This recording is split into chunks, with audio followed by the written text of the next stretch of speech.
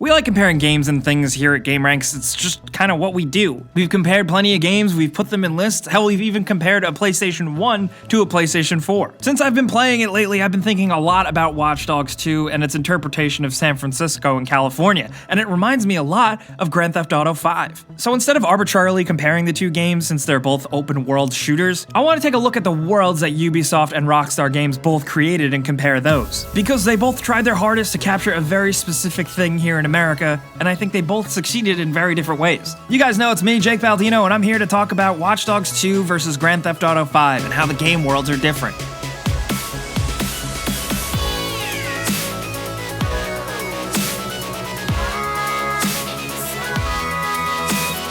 At first glance, the games do seem really familiar. It's California. There's sun, everything is bright and colorful, there's palm trees, plenty of water, boats, girls in bikinis, guys on mopeds, and kinda honestly everything in between. Now, because this is America, many people disagree, but many people consider the state of California to be a perfect vertical slice of Americanness. It's got a little bit of everything. It's got Hollywood, it's got technology, it's got beaches, it's got glitz and glam, but it also has a lot of poverty. It has dry, arid lands and lush forests and everything else. Watch Dogs 2 goes a little more specific, going more towards the reality route with a recreation of San Francisco. Now, it's important to know that Watch Dogs 2's San Francisco is designed more with fun in mind as opposed to actual realism. You know, it takes 2 minutes in the game to get from the Mission District in the heart of San Francisco all the way down to Silicon Valley, where in real life it's closer to like a 45-minute drive. But while everything in Watch Dogs 2 San Francisco is kind of condensed and compartmentalized, it does do a really good job of capturing all the specific areas and neighborhoods in San Francisco. You get the feeling that San Francisco is a very weird city. There's hippies on Haight Street, there's mansions in the hills, there's expensive apartments downtown, there's plenty of parks, there's the tourist trapped at the Embarcadero with Alcatraz right across the bay. There's fog that rolls across the Golden Gate Bridge, which you can see from a very smaller version of the Presidio. It's definitely not perfect, but it's a fun area to play in, and it does seem to actually capture the vibe and the feel of San Francisco. While they got some neighborhoods wrong, there is a strong sense of the feeling of San Francisco here, and it seems like that's what they did, and they definitely succeeded. Grand Theft Auto 5, on the other hand, as usual, takes the more fictional interpretation route, displaying Los Angeles and the surrounding areas as Los Santos. And I gotta say, it's hard to beat Los Santos. It's awesome, and there's so much variety. Los Santos itself, like Los Angeles, is a big, stretched out city. There's a downtown, then there's Rockstar's interpretation of Hollywood with Vinewood, there's East LA, which is East Los Santos. GTA 5 goes above and beyond past Los Santos, recreating a lot of the fictional state of San Andreas with the foresty hills of Los Santos County. Then you can go north and see the drier, deserty, and trailer park areas of Sandy Shores and the Grand Sonora Desert, cross the Alamo Sea, and then head into the forest and explore Mount Chiliad. There's a lot going on and a lot of variety in Grand Theft Auto 5, and I think honestly that's why people love it so much, is that you can go from one place to another and get a completely different feel of a game. I would say that Watch Dogs 2 attempts this in some ways, but in much smaller ways. Grand Theft Auto 5 just seems more designed to embrace the open world chaos and fun, while Watch Dogs 2's narrative and construction is very much more focused, and its game world design definitely reflects that. It's also much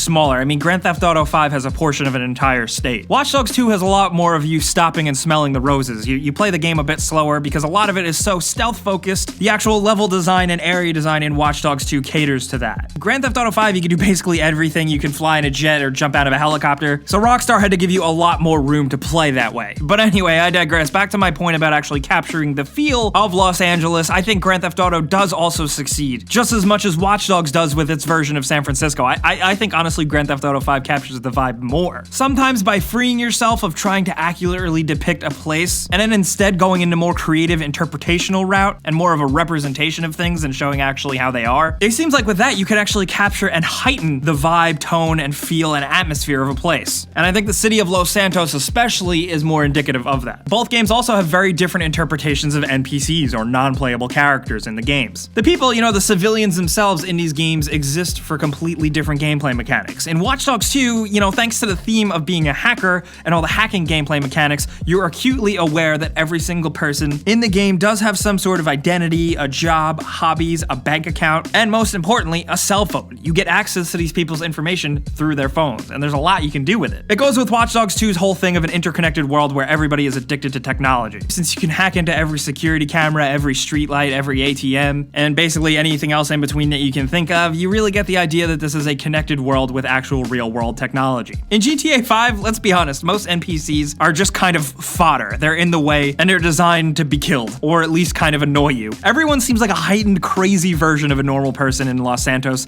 and that's really fitting because, you know, hey, it's Grand Theft Auto. And I think it's worth mentioning that both games attempt to kind of take a look at and maybe parody the tech center and the tech bubble of the United States. While Grand Theft Auto 5 doesn't have a Silicon Valley area, it does have big tech companies with campuses and fake products that, you know, reflect stuff we have in the real world. Watch Dogs 2 does this as well, but takes it a little bit more seriously, with multiple companies like a fake Facebook, a fake Nest, a fake Twitter, a fake Google, a fake Amazon. And Watch Dogs 2 seems to dip its toes into the parody stuff, but I think Grand Theft Auto 5 does it better. While Grand Theft Auto 5's does come off a bit more old and bitter and cynical about the whole thing, by not really focusing on the details on accurately depicting companies, I think it can do a better job of making fun of what it's trying to portray. Watch Dogs 2, the whole focus of the game are these tech companies, and because of that, since Grand Theft Auto does take a look at it at a lighter tone, I think Grand Theft Auto 5 has the upper leg, at least in terms of a parody sense. But both game worlds are definitely taking a look at and poking fun of the California lifestyle, whether it's San Francisco or Los Angeles. And I think they both do a good job at doing so, even though they are completely different and succeed in certain ways. And I think they're definitely playing to certain strengths here. You know, Watch Dogs 2 San Francisco nails the feel of a real place. Grand Theft Auto 5's Los Santos and the surrounding San Andreas more so nails the concept or idea of a place. Does that make sense? In my head it does. It's pretty obvious which one is the more fun, open-ended playground world, and which one is a hacker's paradise. I think they're both great game worlds, and since they do play to their strengths, one is better than the other for different reasons. It just goes back and forth. Is one of them objectively completely better? I don't know.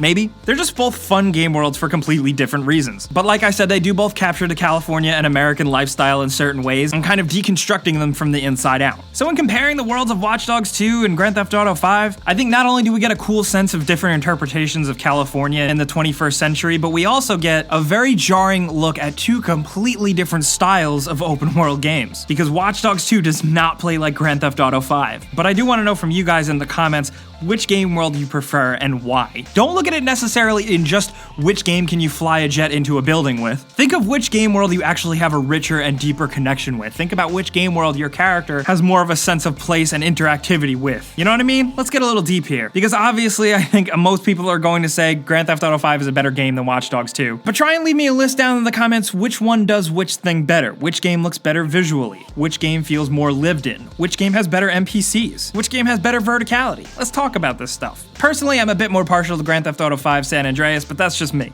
I want to hear from you guys down in the comments. You guys should know this already, but newcomers, clicking the like button helps us out a ton, and subscribing is a good idea because we put out videos like this every single day. But as always, thanks for watching, and I'll see you guys next time.